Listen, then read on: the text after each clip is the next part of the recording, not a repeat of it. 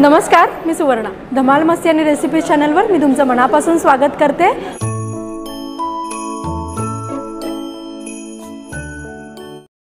आज गुरुपुष्यामृतच्या निमित्ताने मी दर्शन घ्यायला आले आहे गजानन महाराजांच्या पादुकांचे. ह्या पादुका गेली बरीच वर्ष देशमुख परिवाराकडे जतन करून ठेवलेल्या आहेत आणि माझ्या माहितीनुसार ही तिसरी पिढी त्यांची ह्या पादुकांचं जतन करत आहे.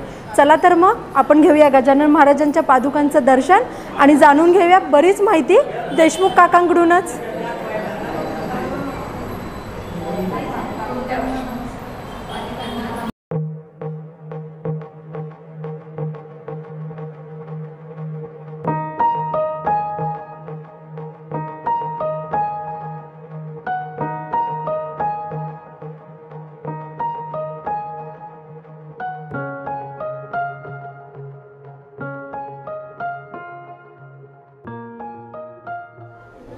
नमस्कार काका. मला जेव्हा कळलं आज पुण्यामध्ये गजानन महाराजांच्या पादुका आलेल्या आहेत, मी दर्शन घ्यायला आले, तर माझ्या प्रेक्षकांना जास्तीत जास्त माहिती त्याविषयी तुम्ही काय देऊ शकाल? संत गजानन महाराज, शेगाव येथील संत गजानन महाराज माझ्या इथे 1908 मध्ये माझ्या आजोबाच्या काळात, मी तिसऱ्या पिढीमध्ये आहे. 8ला आले, 10ला त्यांनी समाधी घेतली आणि 13 मध्ये माझ्या वडिलांचा आणि काकाचा जन्म आहे. तर 8ला आले असताना ते माझ्याकडे 3 दिवस मुक्कामी होते. जाताना त्यांनी माझ्या आजोबांना प्रत्यक्ष पादुका दिलेल्या आहेत. त्या 113 वर्षापासून माझ्या घरात आहेत आणि त्या पादुका या 13 वर्षात मी लोकांना दर्शनासाठी मोकळ्या केलेल्या आहेत. आणि महत्त्वाचं म्हणजे ह्या पादुकाचं महत्त्व असं आहे की लोकांचा आग्रह असा होता की तुमच्याकडे पादुका दिलेल्या आहेत, महाराज स्वतः येऊन तुमच्याकडे पादुका दिलेल्या आहेत. तर एक वेळा श्रीकृष्णाने उद्धवाला पादुका दिल्या होत्या, एका युगामध्ये रामाने भरताला दिल्या आहेत आणि कलियुगात महाराज स्वतः तुमच्या घरी येऊन आजोबाला पादुका देतात. म्हणजे तुमच्या घराण्याची काहीतरी पुण्यही असली पाहिजे की तुमच्या घरात त्या पादुका मिळाल्या. आणि 113 वर्षापासून माझ्या घरात असताना लोकांचा आग्रह असतो, म्हणजे 100 वर्षा कोणाला माहीत नव्हतं माझ्या घरात पादुका आहे, पण चरित्रकोशमध्ये उल्लेख झाला आणि लोकांनी आग्रह केल्यामुळे लोकांना दर्शनाला मी ह्या पादुका मोकळ्या केलेल्या आहेत. जिल्ह्यामध्ये मोताळा तालुक्यामध्ये जयपूर हे माझं गाव आहे. महाराज माझ्याकडे जेव्हा 3 दिवस राहिले तेव्हा त्यांनी वापरलेला, जेव्हा झोपले त्यांचा पलंग माझ्याकडे आहे. ज्या टांग्यात बसून आले होते त्या टांग्याचे फुगीर आणि ते 3 दिवस जेव्हा माझ्या घरात ढोल्याच्या वजनावर त्यांनी भजन करून नाचले, ते सर्व साहित्य आधी मी 113 वर्षापासून जतन केलेले आहे आणि माझ्याकडे भक्त येऊन ते दर्शन घेऊ शकतात. जय. धन्यवाद काका. तुम्ही आम्हाला इतकी छान माहिती दिली. गजानन महाराज तुमच्याकडे प्रत्यक्ष येऊन गेलेत, त्यामुळे तुमचे चरण स्पर्श करणं खूप गरजेचं आहे. गजानन महाराजांचा असा आशीर्वाद तुम्हा आम्हा सगळ्यांवर. नमस्कार काकू. ह्यांच्याकडेच पुण्यामध्ये आज पादुका आलेल्या आहेत. आपलं नाव? वैजयंती दिनेश बावीसकर. आपण खूप जणांकडे जातो, दर्शन घेतो, मग आपण आपल्या स्वतःच्या घरी का नाही आणायच्या? तर सहजच माझ्या म्हणजे काहीही मनी झाली नसताना माझ्या मिस्टरांनी ठरवलं की ठीक आहे आपण एक दिवस पादुका आणू. पण मला हे माझे मिस्टर दिनेश बावीसकर. बरोबर. पण म्हणजे मला काहीही न सांगता त्यांनी सगळं परस्पर ठरवलं, आणलं आणि कालपासून आमच्या घरात इतका उत्साह चालू आहे की जणू काही आमच्या घरी एक खूप मोठं काहीतरी कार्य आहे की आपण म्हणजे लग्नातसुद्धा एवढी धावपळ करत नाही, एवढी आमची काल परवापासून धावपळ चालली. आणि अजून एक अशी गोष्ट सांगायची होती की ह्या पादुका म्हणजे शिव आणि शक्ती यांचं प्रतीक आहे. शिव आणि शक्ती. तर शक्यतो लोकांनी वरती डोकं ठेवून न घेता समोर डोकं ठेवून जर दर्शन घेतलं तर उजवी आणि डावी बाजू जर शिव आणि शक्ती असं ते 2 रूप आहे, तर त्यांचं दर्शन लोकांनी घ्यावं. महाराजांचा हात आमच्या डोक्यावर सदैव राहू दे. काही चुकलं तर ते आम्हाला नक्की क्षमा करतील. नमस्कार. तुमचा काय अनुभव आहे? मी बहुतेक रोज हा गजाननांची पोथी वाचते आणि माझ्या मुलाच्या व्हिसाच्या वेळेला ह्याचा मला खूप अनुभव आला आहे. आणि माझ्या व्हिसा रिजेक्ट झाला, परंतु माझ्या लेटर बॉक्समध्ये 2-2 रुपयाची नाणी ही दुसऱ्या दिवशी होती. तोच मी प्रसाद म्हणून समजते आहे. आणि नंतर थोडे दिवसांनी त्याचा व्हिसा झाला आहे. आणि एक आता मला हिनं विचारल्यावर सांगते की लोबो ही डॉक्टर म्हणजे 21व्या अध्यायामध्ये जेव्हा एका ह्याला भूतबाधा झाली होती तेव्हा गजानन महाराजांच्या तिथं जायला सांगितलं होतं. त्याप्रमाणे ती तिथे आली, पण दगडाच्या खांबाला धरून उभा राहिली आणि एवढ्या गर्दीमध्ये ढकलाढकली झाल्यावर तो खांब तिच्या अंगावर पडला. तिच्याबरोबर तिची मुलं होती. पण सगळ्यांना वाटलं ही आता बाईचं काय खरं नाही आहे, हिचा जीव वाचतो की नाही कुणास ठाऊक. पण मग लोबो डॉक्टर म्हणून आहे त्यांना बोलवलं आणि त्यांनी सगळी चेक केलं, कुठंही काही लागलं नव्हतं. त्या खांब पडल्यानंतर तिची भूतबाधा निघून गेली. आणि आम्ही आता जे दर्शन घ्यायला आलो आहे त्यांची ती आजी असं आत्ता मला समजलं आहे. हो का? काकांची आजी. बरं बरं. काकू आपलं नाव? मी सविता गोल. त्याच्या कृपेने मला मुलगी झाली. तेव्हापासून मी गजानन महाराजांची पोथी वाचते. महाराजांची पूर्ण पोथी लिहिलेली आहे. हां, दासबोध पण लिहिलाय आणि आता सध्या ज्ञानेश्वरी लिहिते आहे. 13वा अध्याय ज्ञानेश्वरीचा चालू आहे. ही सगळी महाराजांची कृपा. आपण काही नाही, ते जशी बुद्धी देतील तसं आपण करतो. नमस्कार, मी अनुराधा हेंद्रे. माझ्या श्रद्धेने आणि भावनेने मी सातत्याने गजानन महाराजांची पोथी वाचत असते.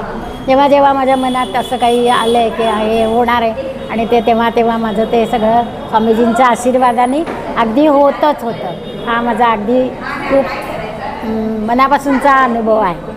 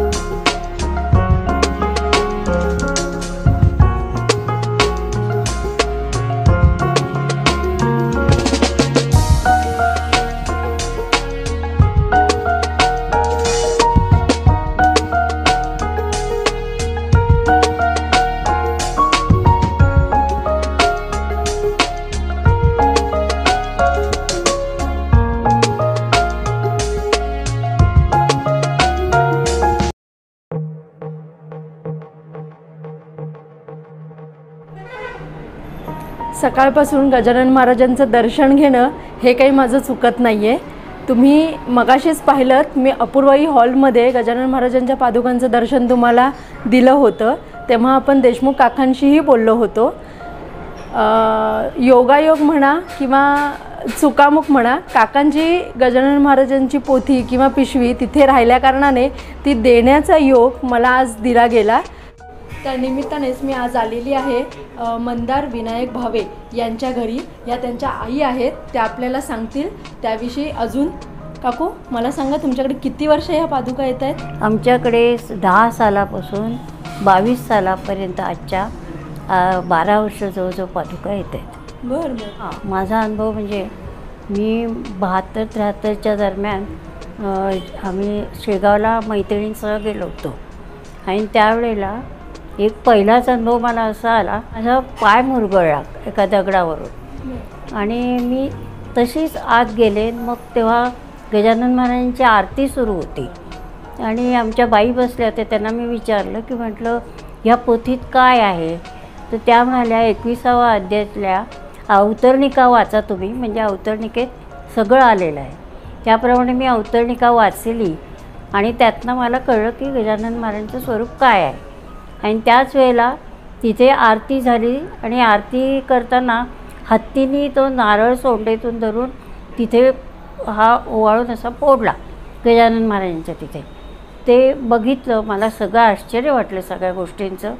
आणि तिथून मी तसंच पाय घेऊन, माझ्याबरोबर बायका होत्या, तर त्या म्हणाल्या की म्हणे आता तू कशी येणार स्टेशनपर्यंत. तर मी म्हटलं तुम्ही माझी बॅग घ्या, कारण त्यावेळेला मला रिक्षेचा संप होता. ते लक्षात आलं की रिक्षेचा संप आहे म्हणून. तर मग म्हणे आता कशी येणार, तर म्हटलं चला पायी येते मी, तुम्ही माझी बॅग धरा. त्यांनी बॅग धरली आणि मिनटावर अशी मी पुढे गेले तर माझ्या जवळ ह्याचीच बस, गजानन संस्थांची बस येऊन उभी राहिली. मला तेव्हाच ते सगळ्याजणी म्हणे, बघा तुला पहिलाच अनुभव आला की तुझं, आम्ही विचार करत होतो की आता ही कशी चालणार, पण गजानन महाराजांच्या कृपेने माझ्या पायाच्या तिथेच येऊन बस थांबली आणि मी त्या बसमध्ये बसून स्टेशनपर्यंत व्यवस्थित पोचले. छान. काकूंचा अनुभव खूप छान आहे. असेच अनुभव तुम्हा आम्हा सगळ्यांना येऊ देत. तुमच्यावरतीही गजानन महाराजांची कृपा अशीच राहू दे. माझ्या शेजारी आत्ता बसलेले आहेत मंदार भावे यांच्या मिसेस. सर काही कामानिमित्त बाहेरगावी आहेत म्हणजे अजूनही, तर त्यांना यायला उशीर होणार आहे. तरी आजचा दिवसाचं आयोजन त्यांनी खूप छान केलेलं आहे. बाहेर रांगोळी घालणं, पूजेची आरास करणं तुम्ही पाहतच असाल आणि त्या स्वतःसुद्धा खूप छान नटून थटून सगळ्यांच्या स्वागतासाठी तयार आहेत. तर त्यांना विचारूयात त्यांचा अनुभव याविषयी काय आहे ते.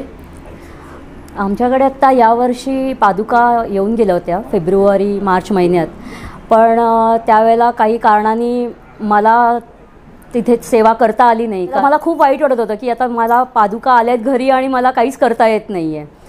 पण कदाचित महाराजांचीच इच्छा असेल की माझ्याकडनं यावर्षीची राहिलेली सेवा पूर्ण करून घ्यायची, म्हणून यावर्षी मिस्टरांनाही माझ्या जमलं नाही, म्हणजे मंदारलाही जमलं नाही. मुलगाही माझा आत्ता इथे नाही आहे, तो शिकायला गुजरातला असतो. त्यामुळे बहुतेक सगळं महाराजांनीच ते नियोजन केलं की माझ्याकडनं पाद्यपूजा करून घेतली, अभिषेक करून घेतला आणि ही सेवा माझी सद्गुरूचरणी रुजू झाली आणि महाराज अशीच सेवा आमच्याकडनं करून घेऊत. हा एक मोठा अनुभव आहे की ज्याला आपल्याला स्वतःला खरंच इच्छा असेल तर ती महाराज पूर्ण करून घेतात. फक्त ती सदिच्छा असावी, एवढीच त्याच्यामागे आपली सत्सत विवेक बुद्धी असायला लागते. बरोबर.